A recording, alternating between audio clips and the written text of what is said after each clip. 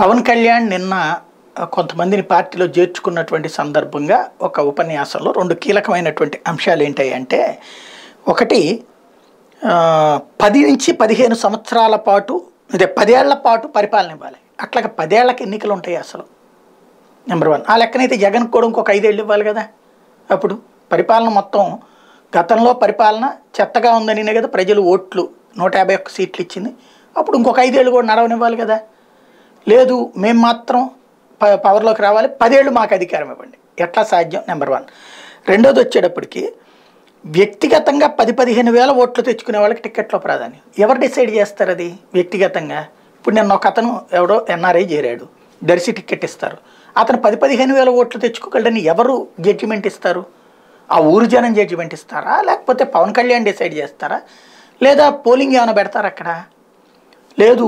ఇప్పుడు కందుల దుర్గేషో లేకపోతే కనుక బొలిశెట్టి శ్రీనివాసో ఇట్లాంటి వాళ్ళు ఏళ్ల తరబడి రాజకీయాల్లో ఉన్నారు, వాళ్ళకు 10-15 వేలు ఓట్లు ఏంటి ఇంకెక్కువ రావచ్చేమో, వాళ్ళది ఎవరు జడ్జ్ చేస్తారు? ఇప్పుడు సుందరపు విజయ్ కుమార్ లాంటి వాళ్ళు, బొలిశెట్టి సత్యానో లేకపోతే శివశంకర్ లాంటి వాళ్ళు, వాళ్ళకి 10,000-15,000 ఓట్లు వేస్తానని ఎవరు డిసైడ్ చేస్తారు? ఇది ఒక పెద్ద మిస్టరీ ప్రశ్న. మూడోది వచ్చేటప్పటికి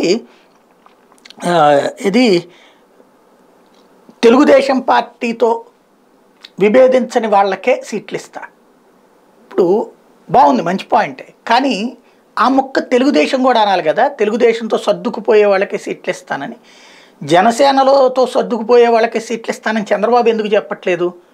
జనసేన తరపున నియోజకవర్గ ఇన్ఛార్జినే తన సీటు పక్కన కూడా కూర్చోవడానికి అంగీకరించినటువంటి తెలుగుదేశం నాయకులు, లేదంటే మేమే డైరెక్ట్గా పోటీ చేస్తామని చెప్పినటువంటి వాళ్ళు కనీసం 7-8 చోట్ల బహిరంగంగా జరిగింది. అక్కడ అవమానించబడింది ఎవరు? పవన్ కళ్యాణ, స్థానిక నాయకుడా? స్థానిక నాయకుడు కదా.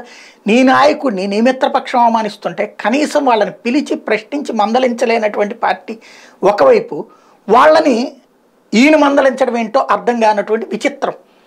దీన్ని బానిసత్వం అంటారా, లేకపోతే కనుక ఏది సరెండర్, ఆత్మార్పణం అంటే తనని తాను అర్పించుకోవడం అంటారా అన్నటువంటిది ఆలోచించుకోవాల్సిన సందర్భం.